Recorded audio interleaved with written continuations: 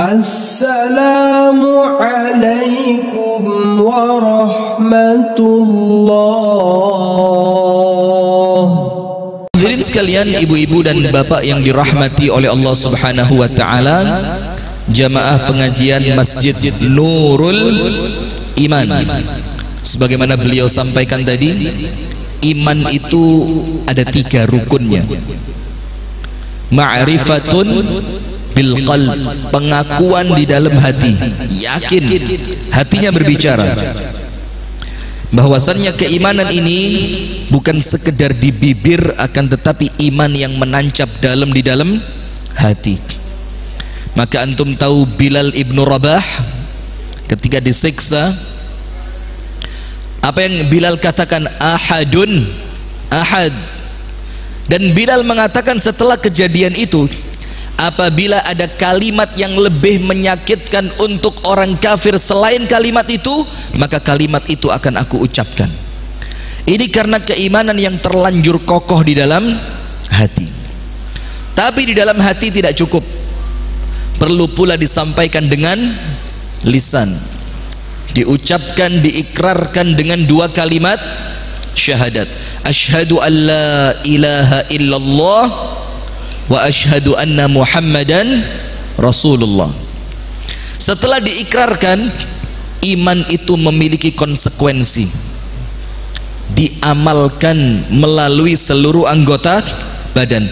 Lisannya mencerminkan lisan orang yang beriman, tangannya mencerminkan tangannya orang yang beriman, fikirannya mencerminkan fikiran orang yang beriman, aktivitas menunjukkan aktivitas orang yang beriman, semua perangainya menampakkan bahwa dia orang yang beriman.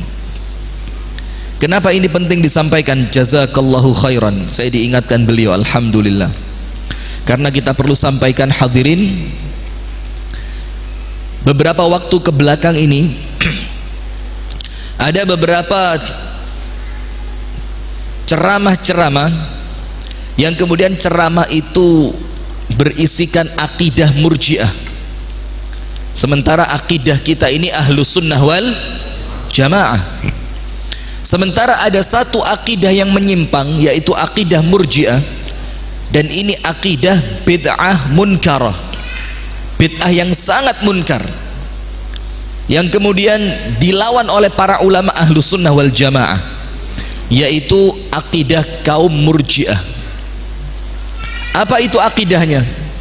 Mereka mengatakan annal a'mal laisa fihi atharun bil iman, bahwasannya amal itu tidak ada kaitannya dengan iman. Selama Anda beriman, maka Anda bermaksiat tidak akan pengaruh. Iman Anda tetap 100%, iman Anda tetap sempurna. Itu akidahnya orang-orang murji'ah. Mereka menganggap bahwasannya iman tidak ada kaitannya dengan amal. Sementara ahlu sunnah wal jamaah mengatakan al-imanu yazidu wa yanqus. Iman itu bisa naik dan dia bisa turun. Yazidu bi ta'atillah, iman itu akan naik apabila Anda taat kepada Allah. Wa yanqusu bi ta'ati syaitan, dan dia akan turun bahkan habis apabila Anda mentaati syaitan. Dan ini sesuai dengan sabda Rasulullah sallallahu alaihi wasallam, la yazni az-zani hina yazni wa huwa mu'min. Tidaklah berzina seorang pezina, a'azzanallahu wa iyyakum ajma'in, semoga Allah memuliakan kita semua, amin ya rabbal alamin. Tidaklah berzina seorang pezina hina yazni, ketika dia berzina, wa huwa mu'min, dalam keadaan beriman. Artinya Rasulullah menafikan iman mereka ketika mereka berzina. Penjelasan para ulama, bukan hilangnya keimanan secara utuh, tapi kehilangan kesempurnaan imannya. Apabila iman itu tidak sempurna, artinya imannya berkurang. Apabila iman itu berkurang, berarti yang benar adalah akidahnya ahlus sunnah wal jamaah, bahwa iman bisa naik dan iman bisa turun. Naik dengan taat kepada Allah, turun dengan bermaksiat kepada Allah. Nah, itu insya Allah yang kita bahas di malam hari ini. Apa pengaruh dari dosa dan maksiat? Saya kasih cerita sebagai pembuka, yang supaya kemudian kita yang beriman ini tidak ikut-ikutan panik seperti orang yang tidak punya iman, supaya kita orang-orang yang senantiasa tunduk, rukuk, sujud kepada Allah, tidak ikut berpikiran yang salah tentang Allah subhanahu wa ta'ala. Di zaman Amirul Mukminin Umar Ibnul Khattab radhiyallahu ta'ala anhu wa ardahu, itu di kota Madinah terjadi 2 kali gempa bumi. Dan insya Allah yang belajar ilmu geologi insya Allah faham bahwa Jazirah Arab itu daerah yang paling minim terjadi gempa bumi, wabil khusus di kota Makkah dan di kota Madinah. Kalau secara ilmu geologi dikatakan karena banyak gunung batu, yang gunung batu itu akarnya menancap dalam ke dalam bumi, yang Allah katakan gunung dijadikan apa? Rawasi. Rawasi itu apa? Pasak. Maka di dalam hadis dikatakan,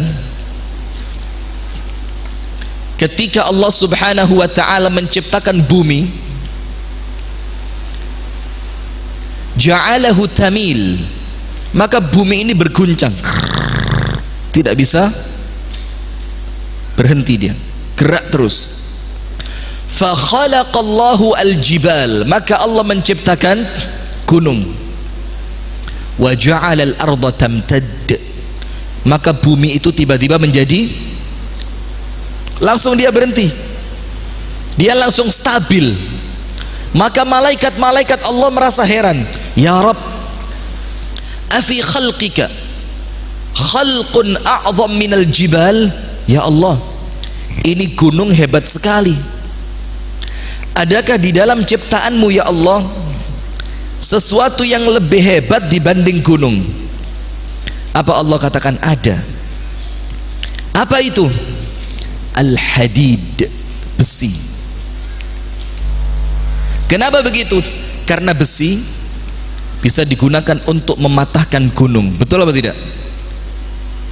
Setelah Allah katakan ada di antara ciptaanku yang lebih hebat dibandingkan gunung, yaitu besi, lalu kemudian para malaikat menanyakan lagi, ya Rabb, afi khalqika khalqun a'zamu minal hadid, adakah di antara ciptaanmu ya Allah yang lebih hebat dibandingkan besi? Maka Allah mengatakan, na'am, ada. Apa itu? An-nar, api. Maka apabila kita ingin melelehkan besi, apa yang kita gunakan? Api. Setelah itu para malaikat bertanya lagi, ayya Rabb, ya Allah, afi khalqika khalqun a'zamu minan nar, adakah di antara ciptaanmu ya Allah yang lebih hebat dibandingkan api? Allah katakan, al-ma, air. Karena apabila orang ingin memadamkan api, apa yang digunakan? Air. Lalu malaikat menanyakan lagi, ya Rabb, afi khalqika khalqun a'zamu minal ma, adakah di antara ciptaanmu yang lebih hebat dibandingkan air? Apa Allah katakan? Ar-rih, udara.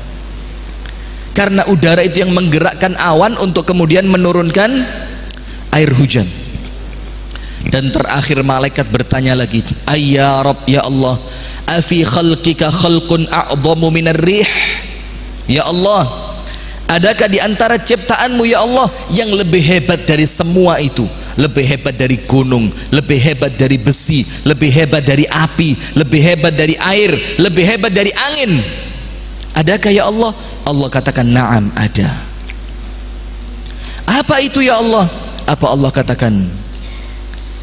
Abdun mu'min, seorang hamba yang beriman, yatasaddaqu bisadaqatin, yang dia bersedekah dengan satu sedekah, fa akhfaha, sedekahnya itu ditutup ditutup sama dia, disembunyikan olehnya, hatta la ta'lama shimaluhu ma tunfiqu yaminu, sampai tangan kirinya tidak tahu itu apa yang disedekahkan oleh tangan kanannya. Ini menunjukkan ikhwatal iman bagaimana kehebatan orang-orang yang beriman. Mereka mengalahkan gunung, mereka mengalahkan besi, mereka mengalahkan api, mereka mengalahkan air, mereka mengalahkan udara, dikarenakan keikhlasan mereka kepada Allah Subhanahu wa ta'ala. Maka gunung ini menjadikan jazirah Arab ini aman dari gempa. Tapi antum tahu, di zaman sahabat, di zaman tabi'in, itu di kota Madinah terjadi 2 kali gempa bumi. Secara tepatnya di zaman Amirul Mukminin Umar Ibnul Khattab radhiyallahu taala anhu. Gempa yang pertama biarin sama Umar. Ketika terjadi gempa bumi yang kedua, semua penduduk kota Madinah oleh Umar dikumpulkan, wajib kumpul semua. Yang sehat, yang sakit, dah ada Umar takut menular. Yang sakit dikumpulin sama Umar. Yang sehat, yang sakit, yang laki, yang perempuan, yang tua, yang muda, bahkan perempuan yang sedang dipingit itu oleh Umar diperintahkan untuk dikeluarkan. Ada sesuatu yang penting perlu disampaikan. Kemudian Umar mengatakan, ya ahlal madinati, tubu ilallahi taubatan nasuha. Wahai penduduk kota Madinah, bertaubatlah kalian semua kepada Allah dengan taubatan nasuha, taubat yang sesungguh-sungguhnya, taubat yang sebenar-benarnya, taubat dengan seikhlas-ikhlasnya, taubat dengan setulus-tulusnya. Kenapa begitu? Umar mengatakan, ma anzalallahu bala'an illa bidzambin wa ma'asiyatin. Tidaklah Allah turunkan bencana, tidaklah Allah turunkan bala, tidaklah Allah turunkan wabah. Wabah itu apa? Masuk dalam bahasa Indonesia sekarang kan? Wabah, penyakit yang menular, endemik. Apa kata Umar? Kecuali dikarenakan dosa dan maksiat. Nah sekarang kita lihat, mohon maaf ya, munculnya virus corona semacam ini di tempat yang maksiat atau tidak? Di tempat yang maksiat atau tidak? Bahkan ulama kita zaman dulu sudah mengatakan apa? Ini bukan kita rasis, bukan, tapi ini yang kita sampaikan aqwalul ulama, ucapannya para ulama. Dibilang apa? As-Sin masdarul wabah. Cina itu sumber munculnya wabah. Ini ucapan ulama kita zaman dahulu. Zaman ketika di sana belum terjadi apapun. Tapi para ulama Rabbani sudah mendapatkan futuhat Rabbaniyah, mendapatkan ilmu-ilmu yang mereka mendapatkan ilham itu dari Allah. Maka mereka mengatakan As-Sin masdarul wabah. Cina itu sumber munculnya apa? Wabah. Kenapa begitu? Coba bentuk kemaksiatan apa yang tidak ada di sana? Bahkan sebelum munculnya virus corona ini, sempat kita dapatkan beberapa video yang itu video asli, bukan hoax. Banyak di antara mereka itu yang memakan binatang-binatang yang menjijikkan. Antum lihat videonya enggak? Ada yang makan kelelawar, ada di sini. Ada yang tikus. Antum tahu tikus? Mos. Tikus itu bukan tikus mati, tikus hidup. Dipakai sumpit. Itu tikus kan goyang-goyang dia. Cicit cicit cicit. Kepalanya itu tikus dicelupin ke saus. Jangan dibayangkan ya. Apa yang terjadi? Itu kepala tikus tadi dimasukkan ke dalam giginya, dikeremus.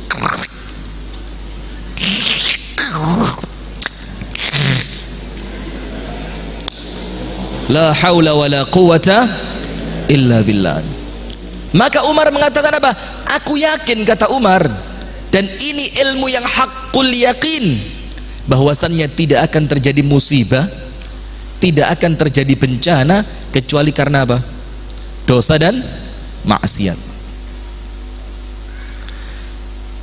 Kemudian Umar mengatakan, fa in ata thalithatan, apabila bencana ini terjadi satu kali lagi, apabila bencana ini terulang untuk yang ketiga kalinya, apa kata Umar? Ahjurukum, aku akan tinggalkan kalian dari kota Madinah. Aku akan tinggalkan kalian dari kota Madinah. Kenapa begitu? Karena kalau sampai terjadi yang ketiga kalinya, itu artinya kalian qaumun la ya'tabirun, kaum yang tidak bisa mengambil pelajaran. Nah, sekarang kita lihat Al-Imam Al-Hafidh Ibnu Katsir di dalam kitab sejarahnya Al-Bidayah wan Nihayah, itu beliau menuliskan pada tahun 470 sekian Hijriyah. Jadi tahun yang belum lama setelah Rasulullah meninggal, ya, abad ke-5 Hijriyah, 470 sekian. Di negerinya umat Islam itu terjadi wabah menular. Maka lihat apa yang dilakukan oleh khalifah di zaman itu, apa yang dilakukan oleh pemimpin di zaman itu. Yang dikumpulkan bukan medis, yang dikumpulkan apa? Bukan dokter, bukan perawat, bukan mereka yang ngerti ilmu medis. Terus yang dikumpulkan siapa? Al-ulama, para ulama. Lalu khalifah tanya, ini diceritakan oleh Ibnu Katsir dalam kitabnya Al-Bidayah wan Nihayah. Itu kalau bisa dibahas di sini keren itu kitab itu. Itu kitab sejarah yang terlengkap. Yang nulis siapa? Al-Imam Ibnu Katsir. Sudah. Maka dikumpulkan para ulama. Setelah para ulama berkumpul, apa yang terjadi? Khalifah tanya, ma sababu hadzal bala'i wal waba. Para ulama, tolong diberitahukan kepadaku, apa sebab terjadinya bala dan wabah ini? Apa ulama katakan? La syakka annahu nazala bidzambin wa ma'asiyatin.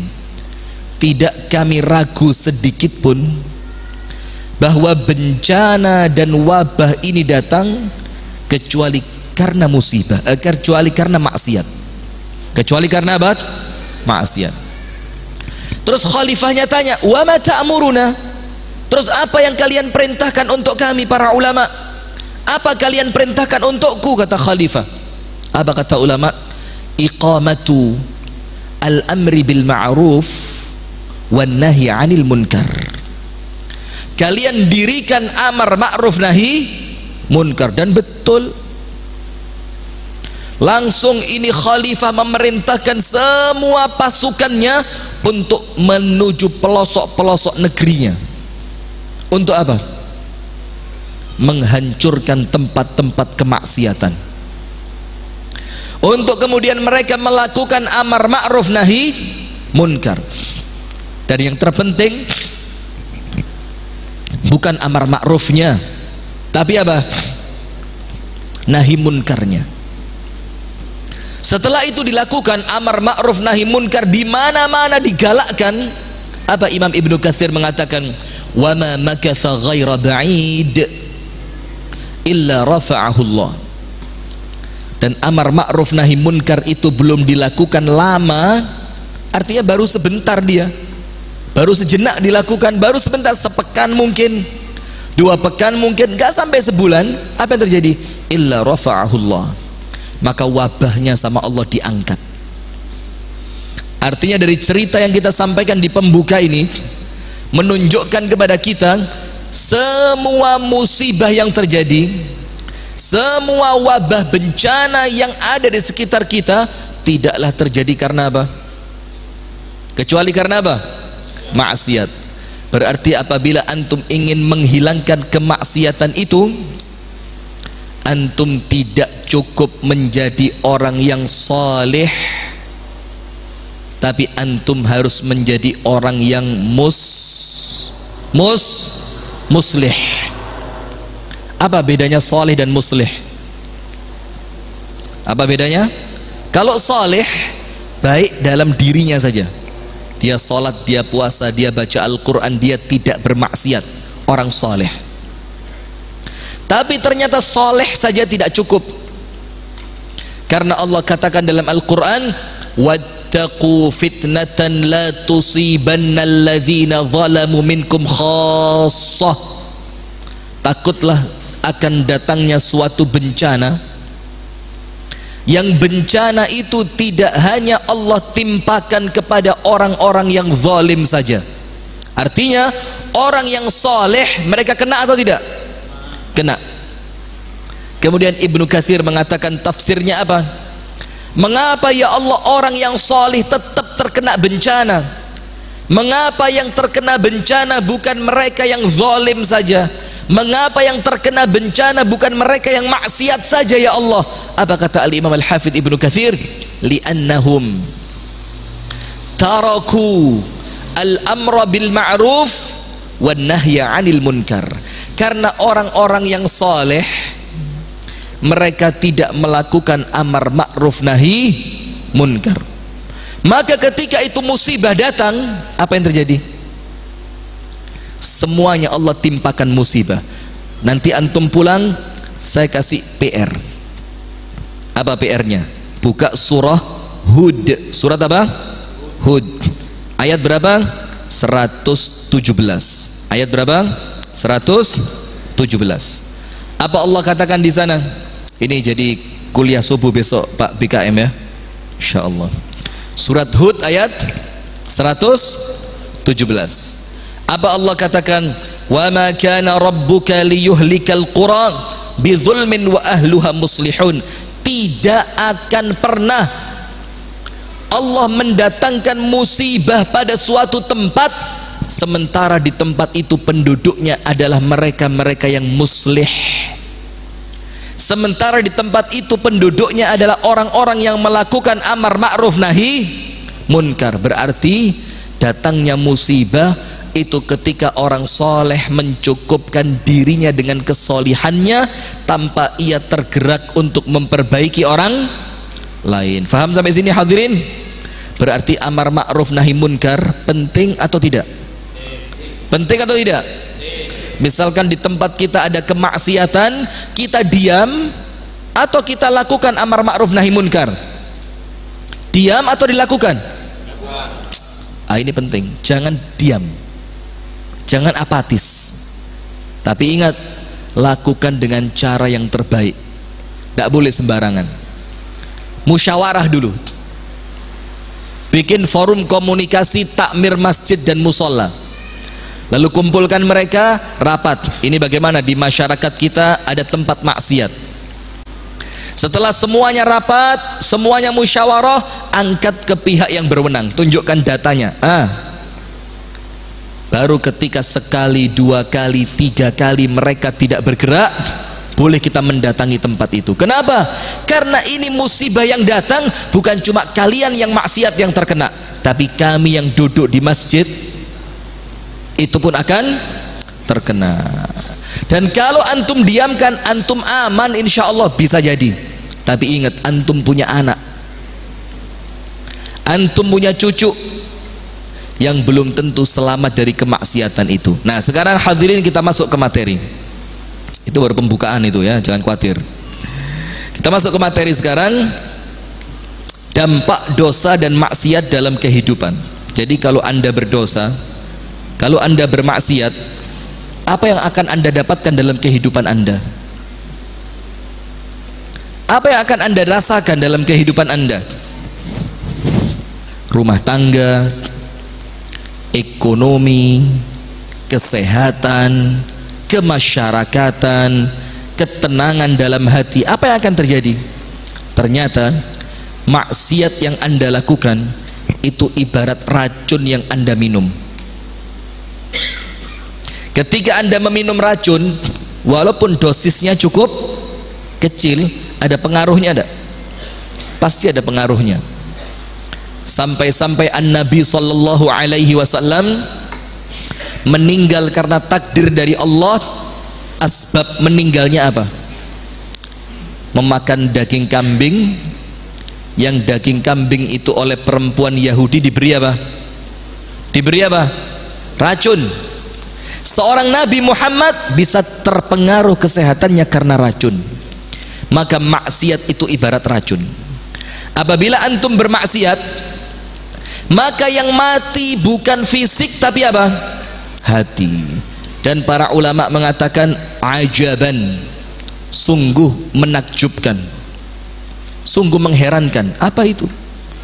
Orang yang rela meninggalkan makanan karena takut sakit, tapi mereka tidak meninggalkan maksiat karena takut azab.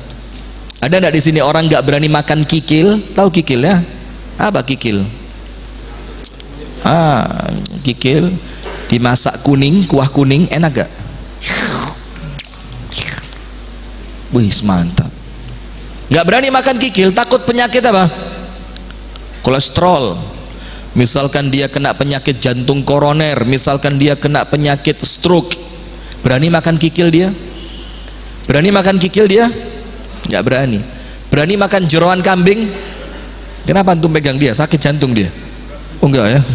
Masya Allah, antum mudah-mudahan panjang umur, sehat walafiat, berkah hidup antum. Insya Allah, amin.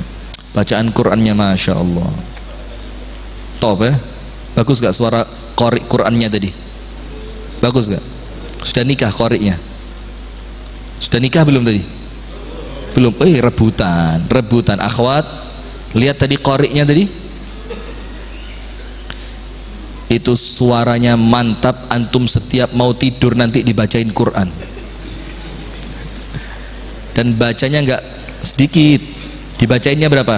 30 juz. Seminggu baru tidur antum insyaallah. Sudah, kita lanjutkan. Artinya hadirin sekalian, ada orang yang rela dia meninggalkan makanan kesukaannya karena takut apa? Sakit. Tapi banyak orang tidak meninggalkan kemaksiatan karena takut hatinya sakit. Dia nggak nganggep itu maksiat lebih berbahaya dibanding makanan yang bikin antum sakit, bikin antum mati. Itu maksiat jauh lebih berbahaya karena dia mematikan hati, memutus antara seorang hamba dengan Allah Subhanahu wa ta'ala. Nah, maka antum tulis nomor 1.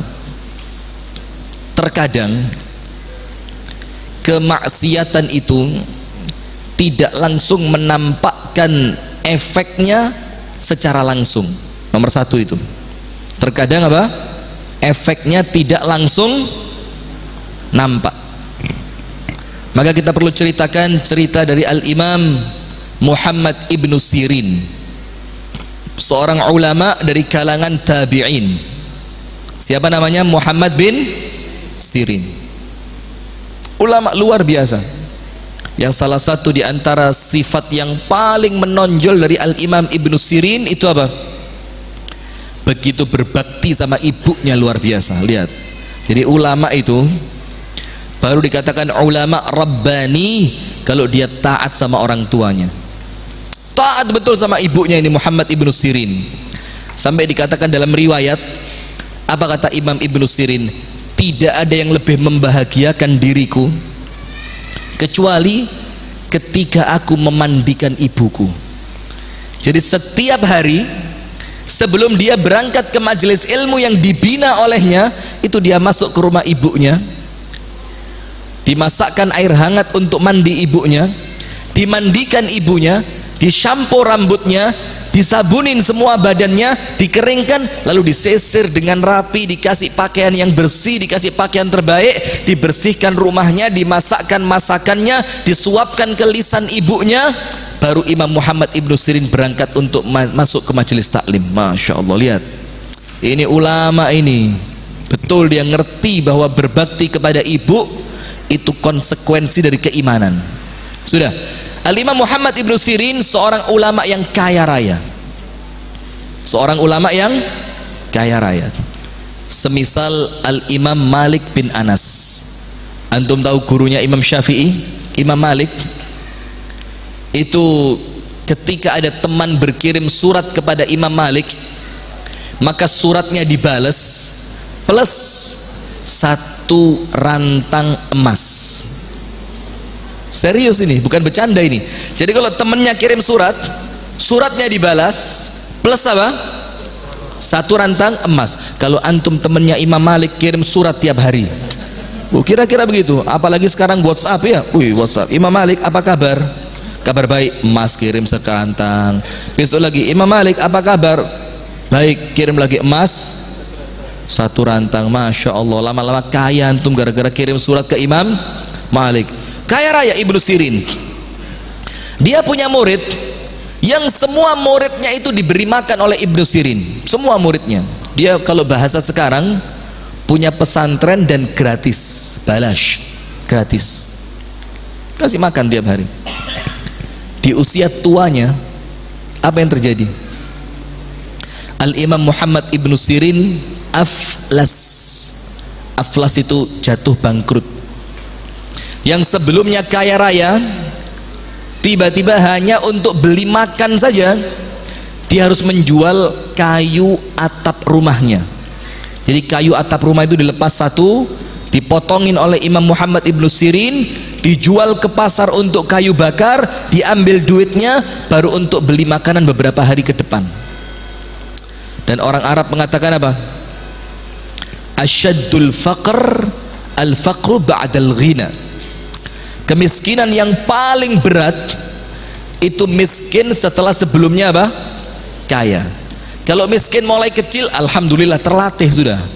Ya, sudah apa? Terlatih dia. Tapi kalau sebelumnya kaya raya, tiba-tiba secara mendadak jatuh miskin, itu kemiskinan yang paling berat, yang paling menyakitkan. Dan itu yang terjadi kepada Imam Ibnu Sirin. Suatu hari muridnya tanya, "Ya Imam, engkau ini sebelumnya kaya raya, tapi tiba-tiba sekarang engkau menjadi orang miskin yang luar biasa miskinnya. Tapi kami melihatmu tenang luar biasa, tenang betul." Maka apa kata Imam Muhammad Ibnu Sirin? Apa yang menjadikan engkau begitu tenang wahai Imam? Imam Ibnu Sirin mengatakan apa? Li'anni a'rifu sababa faqri. Karena aku tahu apa sebab kebangkrutanku. Aku tahu apa sebabnya. Kenapa aku menjadi orang miskin setelah sebelumnya kaya raya? Muridnya penasaran. Muridnya tanya,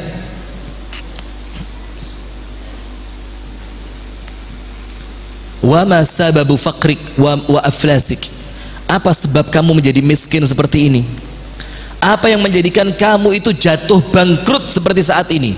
Dengarkan ibu-ibu, ini untuk ibu-ibu lebih penting dibanding untuk siapa? Bapak-bapak. Tapi mohon maaf ya, nggak usah baper, nggak usah apa? Baper. Oh, baper, nggak usah, santai aja ya. Apa sebab bangkrutnya? Dengerin. Kana qabla 40 sanatan marra rajulun amami wa huwa aflasu fi tijaratihi wa qultu lahu wa unadihi ya muflis. Apa artinya? Dahulu 40 tahun yang lalu, 40 tahun, berapa tahun?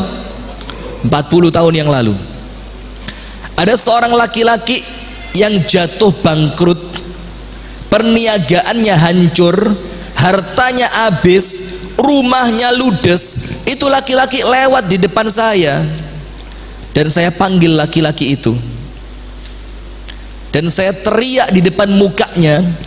Saya ucapkan apa? "Hei, orang bangkrut." Maka sekarang ba'da 40 sanatan, setelah 40 tahun Allah membalas ucapanku itu dengan kebangkrutan. Hati-hati, bahaya ndak lisan ini? Bahaya ndak?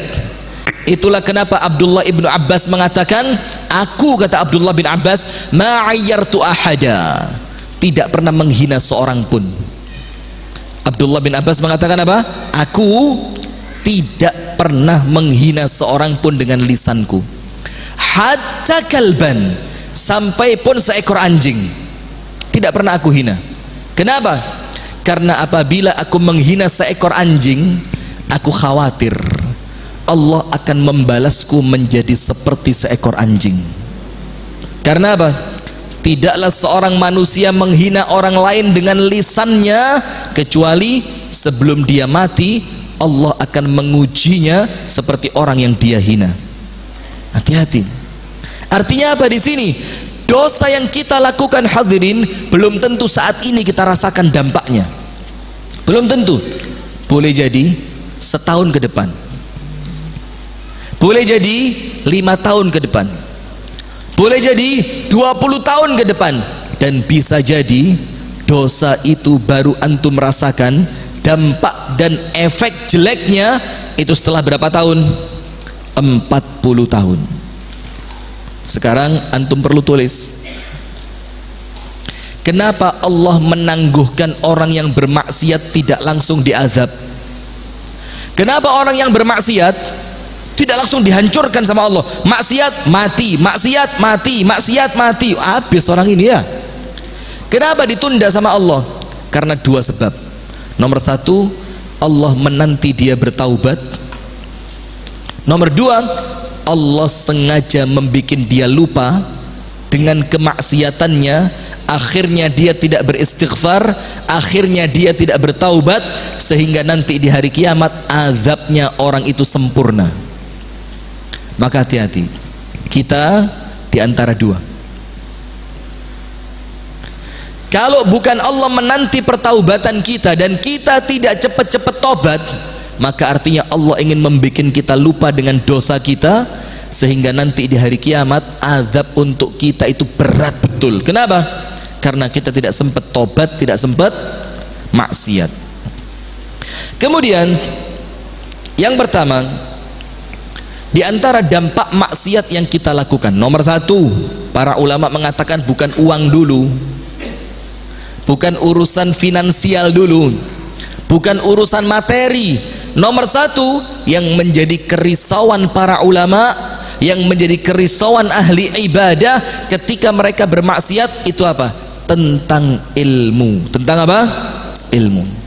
Maka dikatakan oleh Al-Imam Ibnul Qayyim Al-Jauziyah rahimahullahu ta'ala, murid dari Al-Imam, dari Syekhul Islam Ibnu Taimiyah, apa beliau katakan? Wa min athari al-ma'asi, di antara dampak buruk kemaksiatan nomor 1 apa? Hirmanul ilmi, diharamkan dari mendapatkan ilmu. Hati-hati, diharamkan dari mendapatkan apa? Ilmu. Duduk di majelis taklim tapi tidak bisa mendengarkan, ngantuk. Maaf ya, boleh jadi karena terlalu banyak dosa. Ngantuk enggak? Tapi rame sendiri. Boleh jadi karena dosa. Tidak ngantuk, tidak rame sendiri, mendengarkan tapi tidak mampu menggerakkan hatinya untuk beramal. Tahu ilmunya, ngerti dalilnya, tapi tidak tergerak untuk apa? Beramal. Boleh jadi karena dosa. Karena apa? Antum pernah tahu Imam Syafi'i? Ini kan hebatnya luar biasa ini Imam Syafi'i. Sampai Imam Syafi'i itu tidak berguru kepada Imam Malik sebelum Imam Syafi'i menghafalkan kitabnya Imam Malik Al-Muwatta, ribuan hadis. Sudah hafalannya kuat.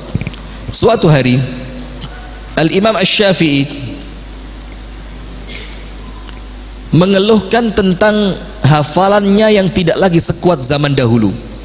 Hafalannya mulai apa? Mulai melemah. Yad'uf, mulai melemah. Maka dia datang kepada gurunya yaitu Imam Waqi'. Kepada gurunya yaitu siapa? Imam Waqi'. Maka dikatakan dalam bait syair yang sangat masyhur, ini yang pernah ngaji di pondok mesti hafal ini. Apa itu? Syakautu ila waqi'in su'a hifdhi fa arsyadani ila tarkil ma'asi wa qala fa innal ilma nurun wa nurullahu la yuhdahu 'asi. Aku mengeluhkan tentang buruknya hafalanku kepada Imam Waqi', kepada guruku. Maka guruku mengatakan kepadaku untuk supaya aku meninggalkan kemaksiatan. Kenapa begitu? Wa qala fa innal ilma nurun, dan guruku mengatakan karena ilmu itu adalah cahaya dari Allah. Wa nurullahu la yuhdahu 'asi. Sementara cahaya Allah itu tidak akan bisa bertempat di hati yang penuh dengan maksiat. Maka hati-hati. Kalau kemudian ilmu itu tidak berbekas di hati kita, ilmu itu tidak menambahkan rasa takut kita kepada Allah, atau tidak menguatkan kita untuk semakin dekat dengan Allah, apa para ulama katakan, man zada ilmuhu walam tasdad ibadatuhu fa ilmuhu la yaziduhu illa bu'da. Barang siapa yang bertambah ilmunya, tidak bertambah ibadahnya, tidak bertambah kedekatannya kepada Allah, maka tidaklah ilmu itu menambahkan kepadanya kecuali semakin jauh dari Allah. Hati-hati. Dan salah satu yang akan Allah tanyakan kelak di hari kiamat, la tazulu qadama 'abdin yaumal qiyamat hatta yus'ala an arba'. Kaki kita semua, laki ataupun perempuan, tidak akan bergerak satu langkah pun di hari kiamat sampai kita menyelesaikan 4 pertanyaan. Maka para ulama mengatakan apa? A'iddul jawaba qabla su'al. Maka siapkan jawabanmu sebelum engkau ditanya. Nomor 1, an umrihi fima afnah. Umurnya habis untuk apa? Hati-hati. Umur kita ini, mulai kita balik sampai nanti kita meninggal dunia, insya Allah husnul khatimah, amin ya rabbal alamin. Itu oleh Allah ditanya. Dan maaf ya, tidak ada jawaban borongan. Ngerti borongan? Gini ya Allah, biar singkat ya, kita kompromi aja lah. Gimana itu? Mulai kecil sampai remaja sibuk sekolah, ya sudah. Remaja sampai nikah sibuk cari kerja, ya Allah. Setelah nikah sampai tua sibuk rumah tangga, ya Allah. Tua sampai mati sibuk ngurusin penyakit sama obat, ya Allah. Selesai? Enggak. Allah tanya buat antum ini dan saya juga, detik per detik. Maka waktu yang paling menyenangkan, waktu yang paling menyelamatkan adalah waktu yang kita gunakan dalam rangka taat kepada Allah. Nomor 1, umurnya habis buat apa? Nomor 2, wa an syababihi fima ablah. Umur sudah, sekarang usia muda. Muda itu berapa? Muda itu umur berapa? Berapa? Kenapa 15? Kenapa? Muda menurut para ulama itu mulai baligh sampai 40. Sampai berapa? 40. Artinya di bawah 40 masih muda. Angkat tangan yang masih muda. Oh, jangan ikut-ikut yang tua ya. Nggak usah ngomong umur, sensitif. Sudah, saya kelahiran 97. Sudah percaya? Enggak. Awas kualat ya, nggak percaya sama ustadz ya. Sudah. Kemudian 40 sampai 60, 40 sampai 60 apa? Dewasa. Maka ibu-ibu kalau cari menantu yang dewasa kan? Ibu-ibu kalau cari menantu yang dewasa kan? Dewasa. Berarti cari menantu yang usianya berapa? Di atas 40. Sepakat ya? Ketawa antum. Sudah. Ditanya sama Allah, usia mudamu habis untuk apa? Mulai balik sampai 40, ditanya detik per detik. Umur umum, muda secara khusus. Nomor 3, wa an malihi min aina iktasabahu wa fima anfaqahu.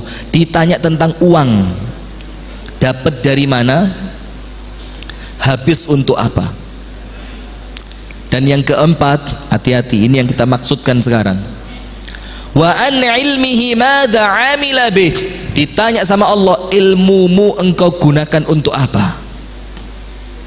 Ilmu yang engkau miliki, pengajian yang engkau dengarkan, kitab yang engkau baca, hadis yang engkau hafalkan, ayat Al-Quran yang engkau fahami, engkau gunakan untuk apa? Ditanya sama Allah. Dan salah satu yang menyebabkan kita tidak mampu mengamalkan ilmu itu karena maksiat. Nah, maka nomor satu, orang yang banyak maksiat, Allah jauhkan dia dari ilmu. Kalaupun dapat ilmu, tidak mampu mengamalkan. Kalaupun mampu mengamalkan, tidak mendapatkan keberkahan ilmu. Maka mohon maaf ya, tablik akbar semacam ini, jujur aja sudah, terkadang materi yang disampaikan oleh ustadz-ustadz yang datang itu terulang. Betul tidak? Ada sebagian yang terulang. Terus mengapa antum masih semangat mendengarkan lagi? Karena di majelis ilmu yang kita cari bukan hanya ilmunya, tapi keberkahan majelisnya. Karena di majelis ini orang sakit oleh Allah disembuhkan. Di majelis semacam ini orang yang punya masalah oleh Allah diselesaikan. Di majelis ini orang yang hatinya sedih oleh Allah dibahagiakan. Di majelis ini orang yang memiliki keinginan oleh Allah diterima dan dikabulkan keinginannya. Maka yang kita cari bukan sekedar ilmu, tapi apa? Keberkahan. Maka maksiat menghilangkan keberkahan ilmu. Antum lihat orang zaman dahulu, sama gurunya, Masya Allah, hormat luar biasa, pandai mungkin tidak terlalu, tapi hidupnya bahagia. Kenapa? Barokah. Nomor dua, guys, saya dibilang sama panitia tadi sampai jam 10. Jam 10 antum bilang ya, tanggung jawab antum ya, kurang 10 menit. Nomor dua, hirman ar-rizq, tidak mendapatkan rezeki. Maka mohon maaf, kalau antum melihat rezeki antum seret, buka toko, tokonya bangkrut, berdagang, dagangannya ludes, duit tidak ngumpul, kadang-kadang usaha sama temen kongsi ditipu, apalagi kemudian ya pokok rezekinya tidak ngumpul, punya duit. Dan ini banyak di antara kita, jangan selfie aja, kita punya duit, banyak di antara kita ini tidak terasa, perasaan kemarin barusan dapat uang, kok tiba-tiba nggak terasa duit itu tiba-tiba apa? Habis. Pernah ngerasain seperti itu? Pernah ngerasain? Oh sering kalau model ini ya. Duit 2 juta, 3 juta, 5 juta, sampai terkadang kita nggak tahu itu uang hilangnya kemana, betul nggak? Nah, maka yang paling aman, uang itu titipkan siapa? Titipkan siapa? Istri. Masya Allah, suami teladan antum. Titipkan istri katanya, susah mintanya. Dek, minta duit dek, mau beli makan ke depan, berapa? 10.000. Pas 10.000 dikasih, gak boleh tambah. Masya Allah, betul ibu-ibu ya. Paling aman uang dititipkan siapa ibu-ibu? Siapa bu? Masya Allah, bukan titipkan pada istri, titipkan kepada Allah. Tabungannya bukan tabungan bank konvensional, tapi tabungannya tabungan syariah yang betul-betul syariah, yaitu titipkan kepada Allah. Maka Al-Imam Al-Hasan Al-Basri mengatakan apa? Ma indakum yanfad wa ma indallahi baq. Apa yang ada pada dirimu bakal hilang, dan apa yang ada pada sisi Allah itulah yang kekal. Maka Imam Hasan Basri mengatakan, itulah mengapa apabila aku menyayangi sesuatu, aku menyukai sesuatu, aku mencintai sesuatu, aku titipkan di tempat yang akan menjadikan milikku itu kekal. Muridnya tanya, dititipin siapa Imam? Aku titipkan kepada Allah. Bagaimana caranya Imam? Aku serahkan untuk Islam wal muslimin, maka itu tidak akan diambil orang lain dan itu untukku. Maka Imam Hasan Basri ketika ada orang minta-minta datang ke rumahnya, ja'ahu mutasawwilun, datang tukang minta-minta, pengemis, apa Imam Hasan Basri katakan? Marhaban biman ya'khudhu mata'i ilal akhirati majjana. Selamat datang kepada orang yang akan membawakan barangku ke akhirat cuma-cuma. Jadi nggak malah minta terus ente. Wa ammas sa'ila fala tanhar. Orang yang minta-minta jangan dihardik. Antum tidak mau kasih, jangan kasih, tapi jangan sampai keluar kalimat yang menyakitkan. Nomor dua, orang yang banyak maksiat sama Allah rezekinya diseret.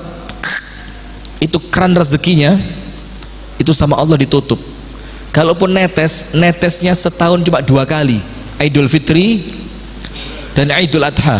Setelah itu nggak netes, sudah mati dia. Mau disedot-sedot nggak keluar dia. Kenapa? Maksiat yang nutup dia. Maka lihat Allah Subhanahu wa taala berfirman di dalam Al-Qur'an, wa fis samaa'i rizqukum wa ma tu'adun. Dan di langit, kata Allah, tempat Allah menyimpan rezeki kalian. Di mana? Di langit. Tidak ada orang yang bisa nyuri. Wa ma tu'adun, dan apapun yang Allah janjikan untuk kalian, Allah simpan di langit. Maka Abdullah bin Abbas mengatakan apa? Inna fis sama'i la furaj. Di langit itu, ini kan langit ini. Di langit itu, apabila kalian lihat dan bisa dilihat, maka langit itu memiliki furaj. Furaj itu apa? Lubang. Dia punya banyak lubang. Kemudian apa? Dari satu lubang yanzilur rizq, Allah turunkan rezeki. Karena rezeki kita oleh Allah disimpan di mana tadi? Di langit. Maka untuk Allah menurunkannya ada lubang, banyak lubang. Dan setiap lubang Allah menurunkan satu rezeki. Rezeki anak, rezeki uang, rezeki sehat, rezeki istri yang salihah, rezeki suami yang saleh, rezeki ketenangan batin, rezeki kebahagiaan, rezeki teman-teman yang saleh. Itu lubangnya tidak ada yang sama. Lalu Abdullah bin Abbas mengatakan apa? Apabila seorang hamba melakukan satu dosa, ughliqa baban min abwabi rizqihi, Allah tutup satu pintu di antara pintu rezekinya dia. Dan celakanya apa? Kita tidak tahu itu yang oleh Allah ditutup itu pintu rezeki apa untuk kita. Boleh jadi yang tertutup karena satu dosa yang kita lakukan itu rezeki kebahagiaan rumah tangga. Dan dikatakan apa? Wala yuftahu illa bitaubah. Dan pintu rezeki yang terlanjur tertutup oleh Allah tidak akan dibuka sampai orang itu melakukan apa? Tobat. Maka hati-hati. Boleh jadi rezeki anak yang soleh itu tertutup dari kita bukan karena anak kita nakal, bukan, tapi apa? Kita yang menutup pintunya dengan maksiat yang kita lakukan. Boleh jadi rezeki istri yang taat kepada suami yang menjadikan istri kita tidak taat kepada kita bukan karena dia jahat, tapi karena suami yang menutup pintunya dengan kemaksiatan yang suami lakukan di luar rumah.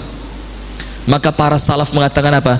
Inni la'asillah, suatu hari aku maksiat sama Allah. Hina raja'tu ilal bait, ketika aku pulang ke rumah, wajadtu dzalika fi khuluqi zaujati, langsung aku dapatkan efeknya, itu istriku menjadi istri yang tidak baik. Kenapa? Karena rezeki istri yang taat dari pintu yang Allah telah buka, suami yang menutupkan pintu itu dengan bermaksiat kepada siapa? Allah. Ketenangan batin, rezeki bukan? Rezeki bukan? Tenang hatinya, masya Allah. Di rumah tenang, kumpul sama anak, sama istri tenang. Di tempat ibadah tenang, tidak buka HP, masya Allah. Baru tempat ini saya masya Allah, pengajian tablik akbar nggak ada yang buka HP. Insya Allah bagus ya, karena nggak punya aja ya. Nggak ada paket, nggak ada wifi gratis. Antum pemburu wifi gratis kayaknya ya. Ini model-model yang ngopi satu gelas 4.000, duduknya 5 jam. Satu gelas berapa kopi antum? 4.000 ya, duduk berapa? 5 jam. Semua di-download sama dia. Mumpung gratis Ustadz. Ini yang punya kedai kopi ngamuk-ngamuk nanti ya. Kalau antum datang diciri sama dia, jangan boleh masuk dia. Ini rugi. Kita untung segelas cuma 1.000, wifi dihabisin dia katanya. Sudah. Ketenangan batin itu boleh jadi tidak kita dapatkan. Sumpek, ngerti sumpek ya? Sumpek, galau, nggak tenang hatinya. Jangan buru-buru. Ini karena rumah nggak terlalu besar ini, anak nggak bisa di sini. Sumpek anak di sini, nggak kuat. Bukan karena istri juga, oh istri jelek, nggak. Bukan karena rumah nggak ada AC sampai anget seperti ini, masya Allah enak angetnya. Ini sehat, anti corona, amin ya rabbal alamin. Rumah nggak ada AC, nggak betah. Lah, bukan karena itu, bukan karena itu.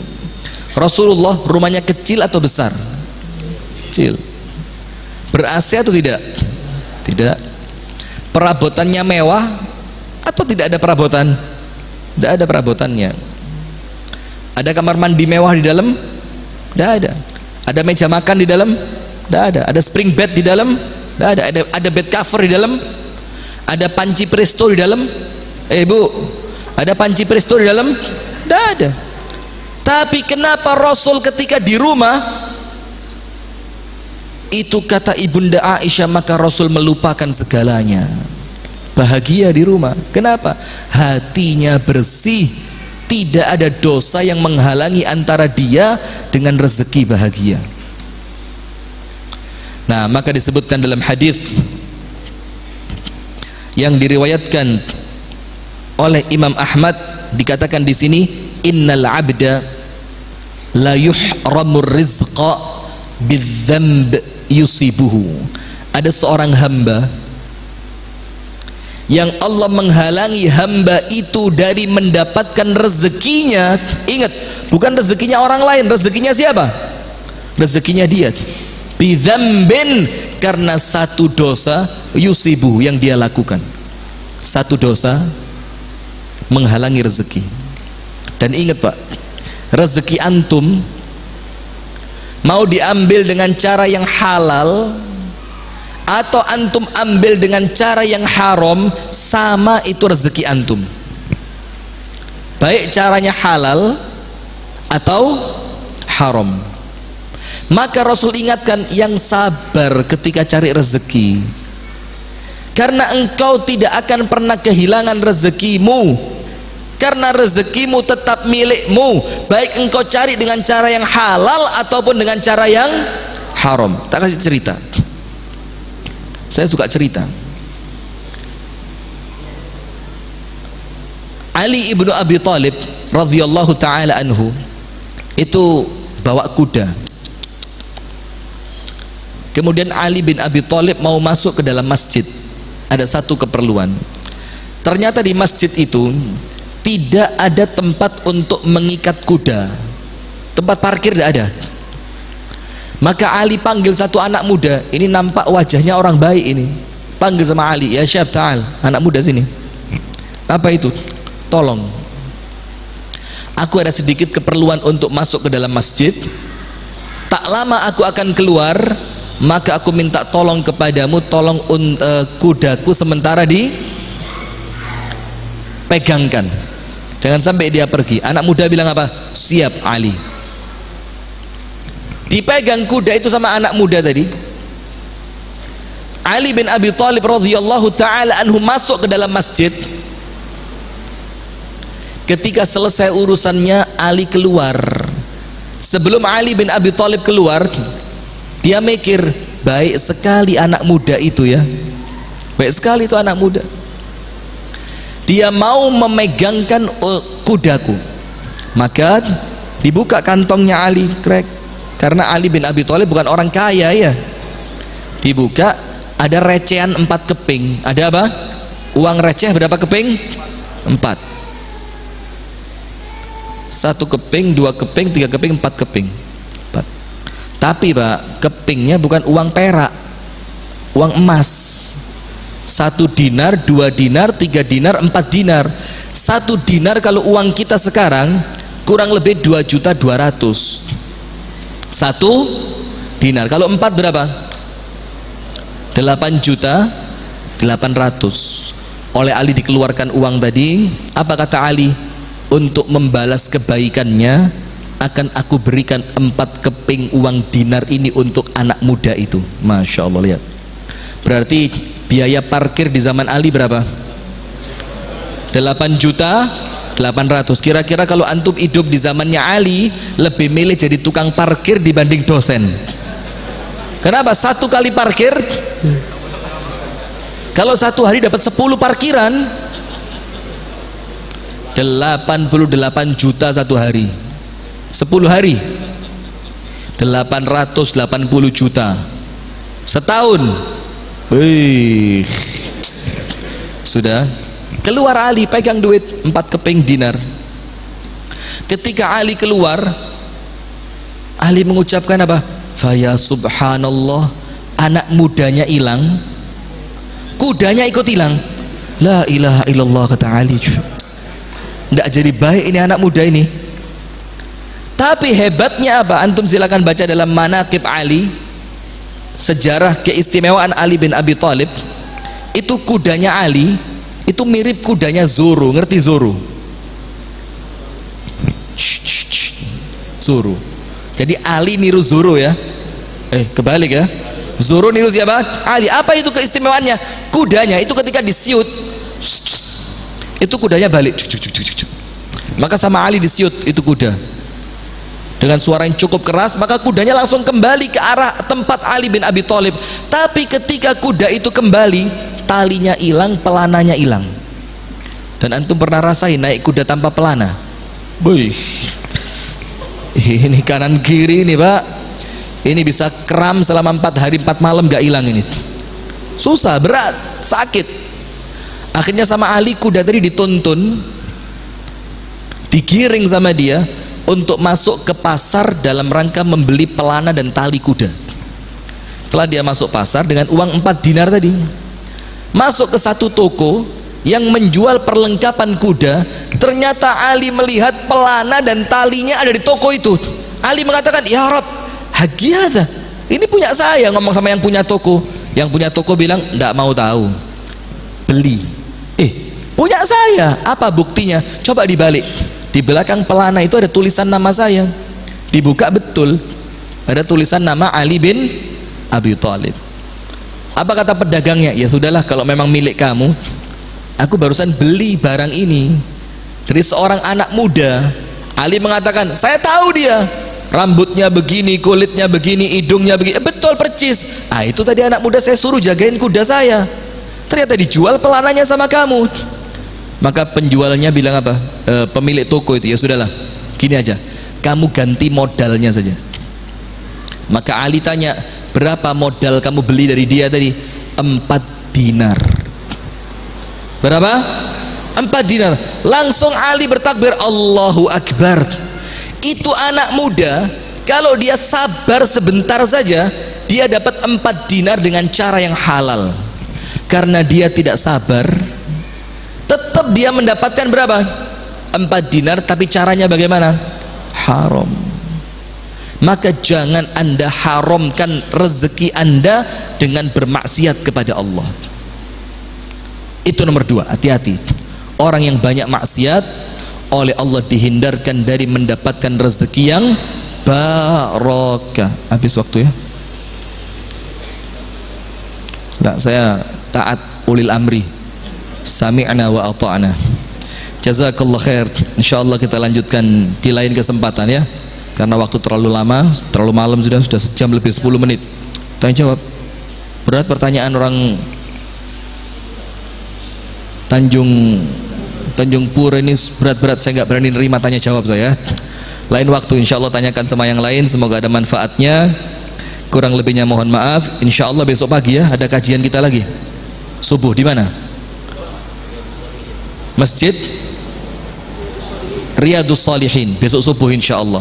Temanya apa? Bagaimana Allah mengatur rezekimu. Kita lanjutkan yang malam ini insyaallah besok subuh di Masjid Riyadus Shalihin. Insyaallah ketemu di sana. Semoga sehat walafiat. Kurang lebihnya mohon maaf. Kita tutup dengan doa kafaratul majlis.